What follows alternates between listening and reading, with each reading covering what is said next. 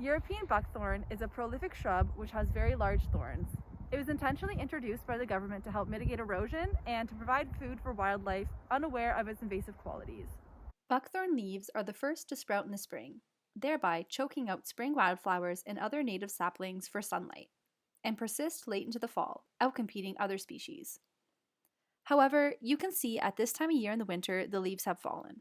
The leaf arrangement can vary from opposite, subopposite, and alternate, and the leaves themselves are oval and toothed. This species is dioecious, meaning male and female flowers occur on separate plants, which is why you'll notice some of these trees, such as the one shown here, are full of small black fruit, which would be the female, while others are bare, which would be the male. Buckthorn spreads very easily as it thrives on disturbed soil and high traffic area, such as roads and pathways. Their berries are cathartic, a natural laxative, hence its Latin name, where birds consume the berries and expunge the seeds, helping to spread the shrub. Even if it is cut or girdled, the shoots will regrow. All of these factors are what make it such a successful invader.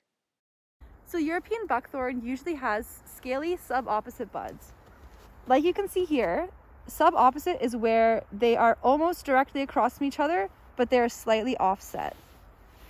They also usually have thorns on the very tip of the branch, right between the two subopposite buds. So the bark of European buckthorn is distinct because it's usually very dark and it has these white lenticels all over them. Near the bottom, you can see that the bark becomes kind of shredded, and as they age, the bark will become more textured. So buckthorn is a very aggressive invader, and here we have a perfect example. You can see all of these larger, more mature trees are all buckthorn, and all on the forest floor here is actually covered in baby buckthorn trees. You can see that if left uncontrolled, they can quickly outcompete all native vegetation and colonize an entire area.